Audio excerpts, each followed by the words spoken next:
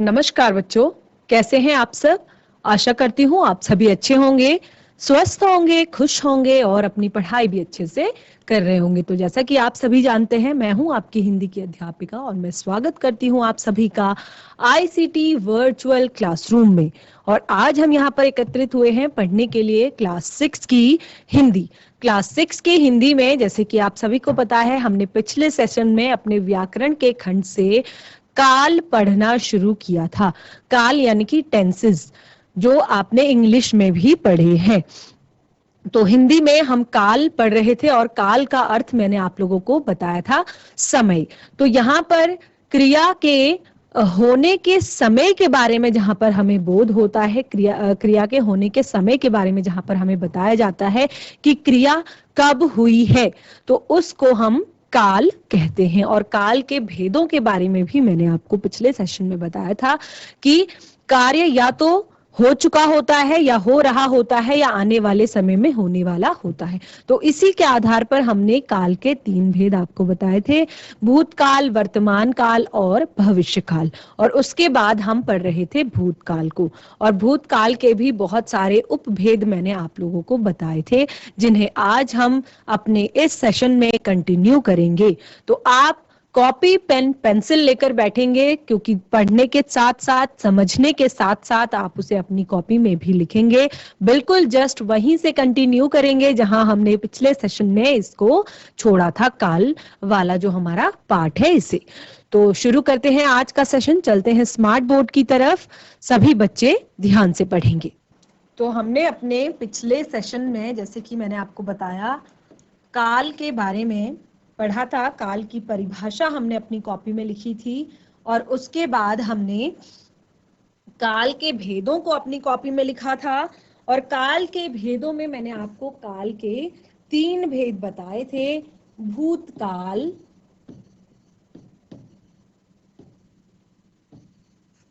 वर्तमान काल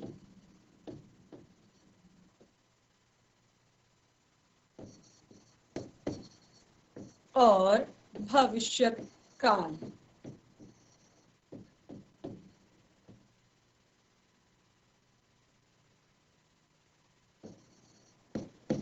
काल, तो इसमें से हमने सबसे पहले भूतकाल को समझना, भूतकाल को पढ़ना शुरू किया था। और मैंने आपको बताया था कि यानी कि यहाँ पर भूतकाल में क्या होता है कि क्रिया का वह रूप जिससे कार्य के पूर्ण होने का पता चलता है, यानी कि कार्य जो है पूर्ण हो चुका है। यहाँ पर क्या है? कार्य पूर्ण हो चुका है, पूर्ण हो चुका है। ठीक है, तो यहाँ पर कार्य पूर्ण हो चुका है, इसका हमें पता चलता है। तो इसको हमने पढ़ना शुरू किया था, और इसके मैंने उपभेदों के बारे में, यानी कि जब भूतकाल की क्रियाओं के घटित होने में समयांतर का ध्यान रखते हुए, यानी कि समय के अंतर का ध्यान रखते हुए, हमने इसको निम्नलिखित 6 भेदों में बांटा था। और वो 6 भेद भी मैंने आप लोगों को आपकी कॉपी में लिखवाए थे। और ये किस तरह, किस लिए हमने बांटा था इसको, देखिए इसको यहाँ पर मैं एक बार लिख देती हूँ कि भूत काल की क्रियाओं क्रियाओं के घटित होने के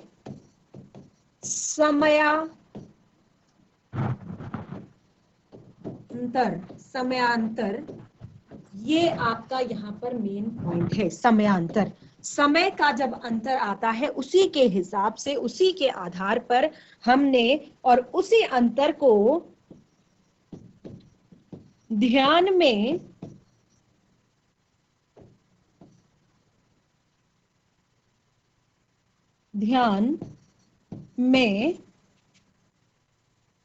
रखते हुए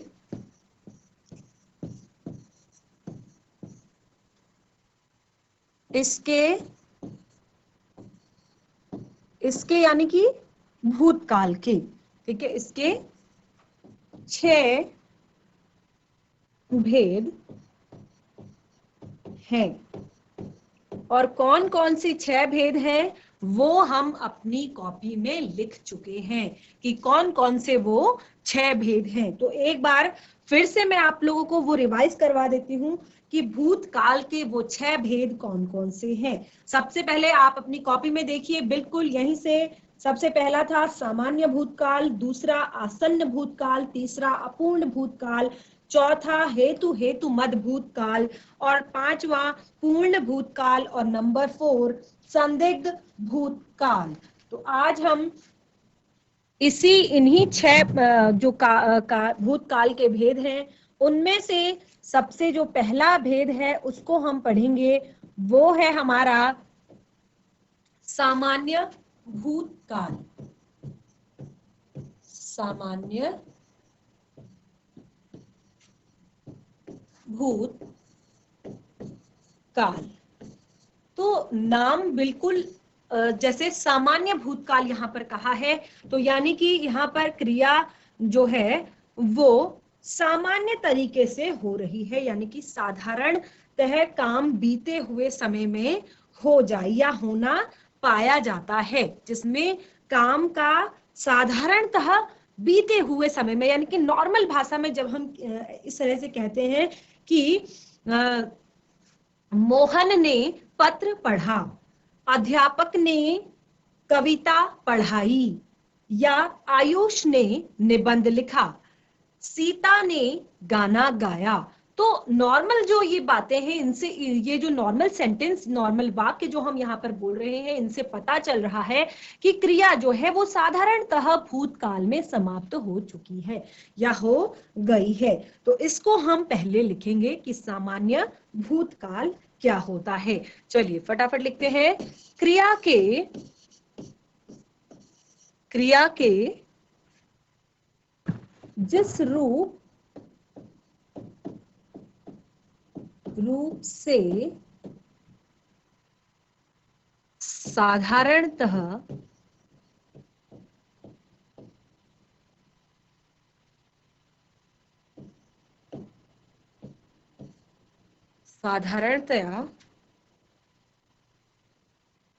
काम के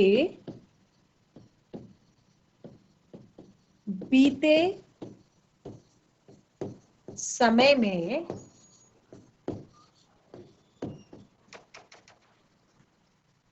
होना पाया जाता है,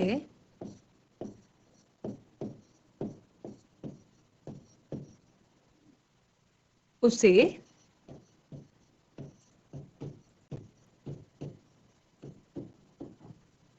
सामान्य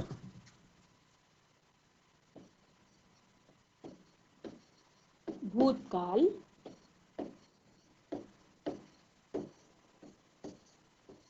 कहते हैं। ठीक है, जहां पर हमें क्रिया के साधारण तरीके से भूतकाल में पूर्ण होने का बोध होता है, या भूत का बीते समय में होना पाया जाता है कि ये क्रिया बीते समय में हुई है, तो वहां पर क्या होगा, सामान्य भूतकाल होगा। तो सामान्य भूतकाल के कुछ उदाहरण यहाँ पर हम आपको बताएंगे, जैसे कि अभी भी मैंने आपको बताया था, अध्यापक ने कविता पढ़ाई। अध्यापक ने कविता पढ़ाई। आयुष ने निबंध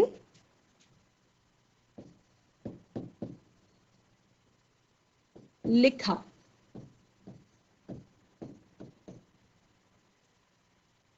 सीता ने गाना गाया। मोहन ने पत्र लिखा। बिल्कुल साधारण तरीके से हमें पता चल रहा है कि जो क्रिया है वो भूतकाल में पूर्ण हो चुकी है या भूतकाल में की गई है, भूतकाल में कंप्लीट हुई है या भूतकाल में हुई है।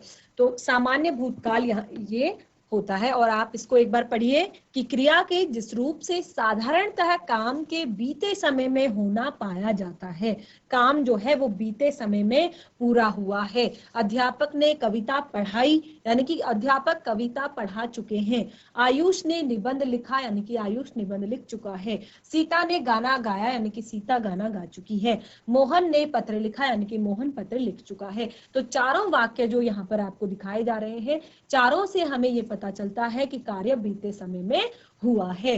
तो इसे हम सामान्य भूतकाल कहेंगे। आगे बढ़ते हैं। आसन्न भूतकाल नंबर 2। आसन्न, आपने अपनी कॉपी में लिखा होगा, आसन्न भूतकाल।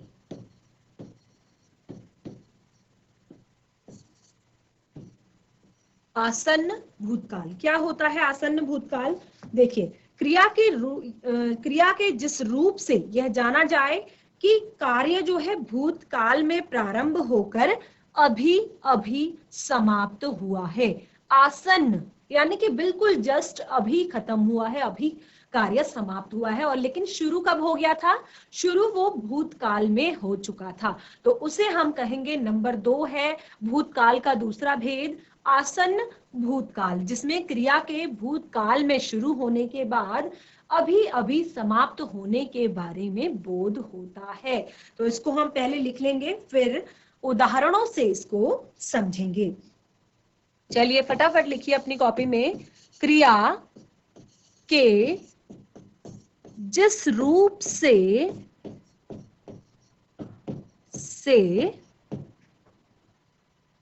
यह पता चलता है या यह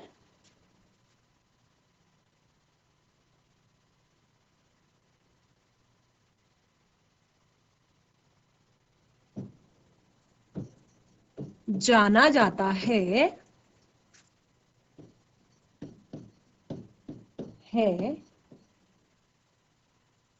कि कार्य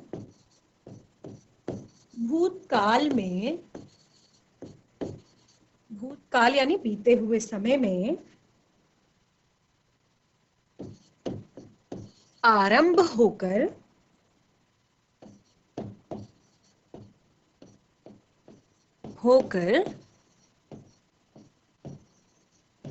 अभी अभी समाप्त हुआ है।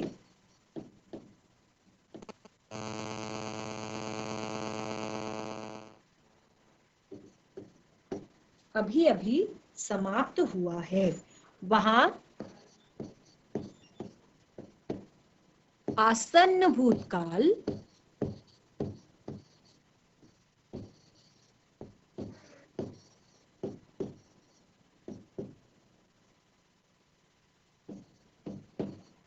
होता है।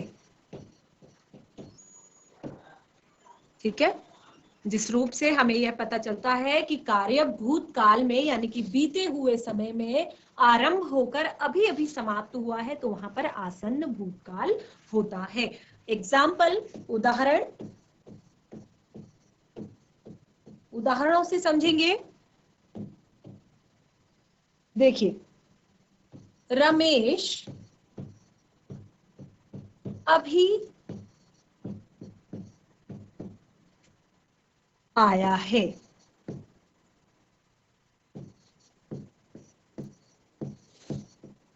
रमेश अभी आया है, यानी कि वो अपने घर से कल चला, आज सुबह चला, ये नहीं पता, लेकिन वो यहाँ अभी अभी पहुंचा है, आ चुका है, पहुंच चुका है। ठीक है, तो कार्य तो भूतकाल में प्रारंभ हो चुका था, लेकिन वो अभी अभी समाप्त हुआ है। जैसे रमेश अभी यहाँ अभी आया है। पिताजी सेब लाए हैं। पिताजी सेब लाए हैं। तो लेकर आ चुके हैं लेकिन अभी अभी लाए हैं। ठीक है, पिताजी सेब लाए हैं। तो यहाँ पर दोनों ही वाक्य आप देख रहे हैं कि कार्य उनमें भूतकाल में यानी कि बीते हुए समय में प्रारंभ हो चुका है और अभी अभी समाप्त हुआ है, इसीलिए इसे आसन्न भूतकाल कहा है। ठीक है, नंबर 3 आपका है पूर्ण भूतकाल। पूर्ण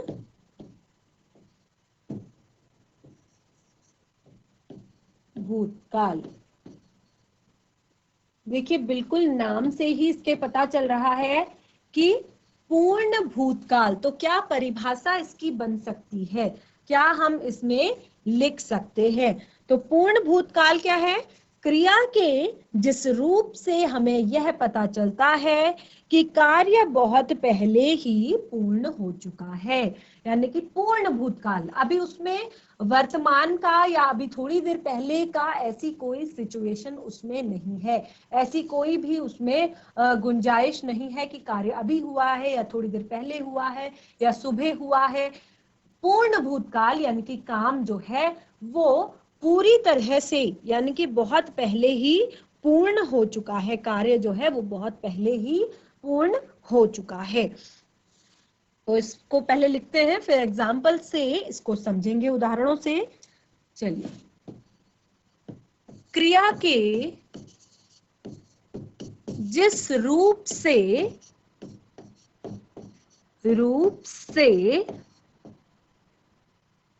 यह पता चलता है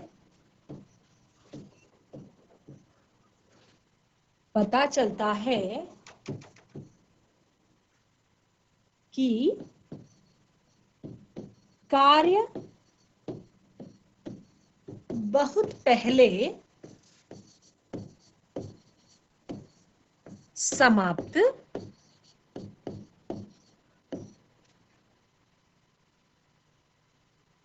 बहुत पहले समाप्त या पूर्ण, ठीक है, हो चुका है।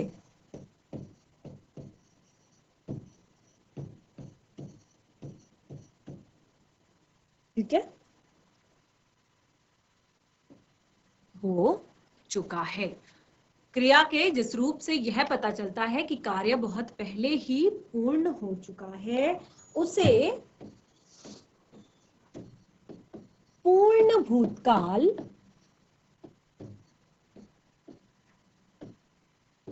कहते हैं।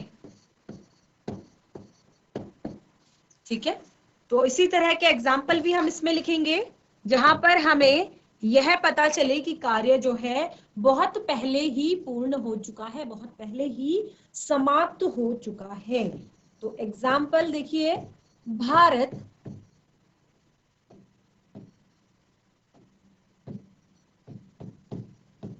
भारत सन 1947 1947 में आजाद हुआ था। हमारा देश कब आजाद हुआ था? 1947 1947। तो बहुत पहले की बात है, यानी कि कार्य जो है वो बहुत पहले ही पूर्ण हो चुका है। और भी यहाँ पर एग्जाम्पल मैं आप लोग को बताऊंगी इसके। रमेश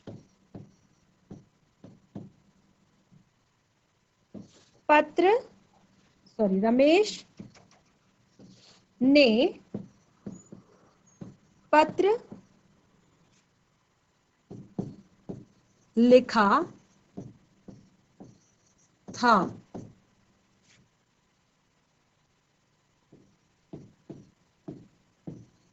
मोहन बाजार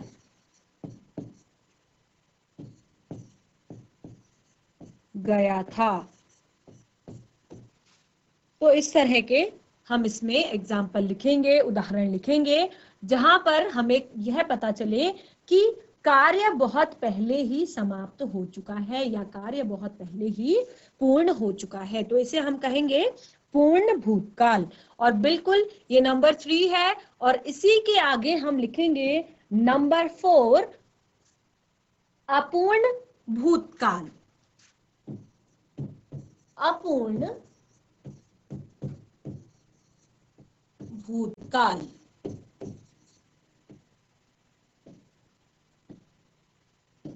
तो जैसे कि हमने पूर्ण भूतकाल में बताया कि यहाँ पर यह पता चल रहा है कि कार्य जो है वो बहुत पहले ही समाप्त हो चुका है। अपूर्ण भूतकाल में क्या होता है कि यहाँ पर कार्य तो भूतकाल में आरंभ हो चुका है, लेकिन कार्य अभी समाप्त हुआ है या नहीं इसका ज्ञान अभी नहीं है। कार्य शुरू हो चुका है भूतकाल में, लेकिन अभी तक वो कंप्लीट हुआ है या नहीं हुआ है, वो आगे बढ़ेगा या नहीं बढ़ेगा, इसका हमें अभी कोई ज्ञान नहीं है। तो जहां पर इस तरह की बातें आती हैं, वाक्यों में इस तरह की चीजें हमें पता चलती हैं, तो वहां पर अपूर्ण भूतकाल होता है। ठीक है, तो इसको लिख लेते हैं। तो बच्चों, हमने आज भूतकाल के 3 भेदों के बारे में यहाँ जाना। आसन्न भूतकाल, सामान्य भूतकाल, आसन्न भूतकाल एवं पूर्ण भूतकाल।